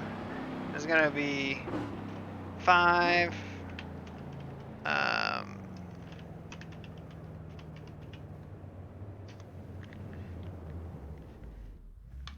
we'll leave that right there. So. Exactly. I mean, putting some in there, what we can do. Tony Boyd. Massachusetts. Son of a biscuit. Yeah. Exactly. We need an SLM paint, man. Well, here's the thing, Mike, and we just talked about it. You might have missed it, which was we're building a race setup, and you can let off pretty early going into one, and it really doesn't cost you anything. We want the gearing like that for the drive out and to kind of reduce wheel spin, and also we're not going to be going that fast going into turn one as we are on lap 2 as we are on lap 50. So it really is just, I know we're hitting the chip and I know we're giving up a little bit of speed there. However, I don't think we're giving up more than a couple hundredths. It's not a lot. It'd be different if you're hitting that chip at the start finish line, and we're not. We're hitting it as we get down here towards this end of pit road. So, but yeah, so basically, let's kind of debrief here. Take a look at the laps. So our first section we ran through with the iRacing stock setup, right? And I think we had a 6 out of it. Then we drove around, and we were able to get into the 4s. We played around with the one seal setup, which honestly I didn't tell you guys at the time, but it was the wrong setup. It was an earlier version. And then we got into our actual setup. That was the seal race setup. We made a couple little tweaks to it, and we ran a 345. So 345 is as quick as we did, and again, that's race trim more than qualifying trim. We could throw tape on it, take all the fuel out, and this car would be much, much quicker. I think that we'd probably be able to get down into the low, probably 21 flat range. I think that we could probably, if we built a proper Q set with it, I think we could get into 21 flat range. Just because Richmond's so big, the tape makes a big difference. And with the car being somewhat underpowered for how big this track is, I think that would be a decent difference. So 345 is as quick as we went. And again, through all the other things that we're messing around with, we're not far off of that. It's really just a comfortability of how to drive it. Um, you know, so it really is just, it's a couple different things here and there. And ultimately, I think that the adjusted seal setup is the one that I'm probably going to go with. What I'll do, in case you guys want to, I'm going to post this setup, the one that you just saw me finish, this camber thrust setup, because I feel like it's really stable. It's a little bit tight in the center, but I think with a couple adjustments that we can get that out, and I think it'll be a pretty good driving set.